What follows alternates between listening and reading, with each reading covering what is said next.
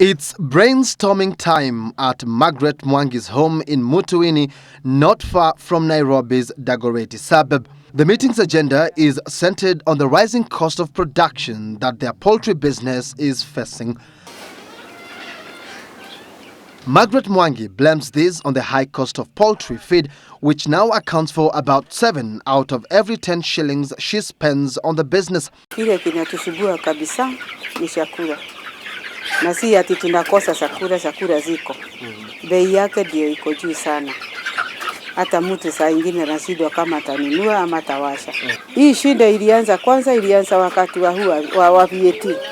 Wakati VAT iliingia, hiyo ndio ilikuwa zaidi. When inputs into the manufacturing of animal feeds were subjected to VAT in September last year, a price of a kilogram of chicken feed immediately rose by between 8 and 10 shillings. For example, to feed 100 broilers, you will need 1 kg of broiler starter for each bird. So for 100, you will need 100 kilos. So when there's a change of about 10 shillings for the kilo of starter, you actually have a change of 1,000 shillings for the starter. When you go to the finisher, you need about 4 kilos. So you'll have a change of about 400 shillings times the 10 shillings, about 4,000. So the change of 5,000 for those 100 birds. If you had 1,000 birds, you're talking about 40,000 shillings. The poultry business is just one illustration of the blow that the VAT Act 2013 has dealt on Kenya's economy, beginning with the agricultural sector. Business involved in tourism, manufacturing, publishing and air travel have also been on the receiving end of the new tax law. Agriculture is the backbone of this economy. So when you tax certain basic agricultural inputs, including transportation of agricultural, and processed stuff, then it is counterproductive, because the idea should be value handing to agricultural products instead of taxing or imposing VAT on agricultural inputs. But the hue and cry over the VAT Act has since yielded ground for amendments to the law that were assented to by President Uhuru Kenyatta in early May.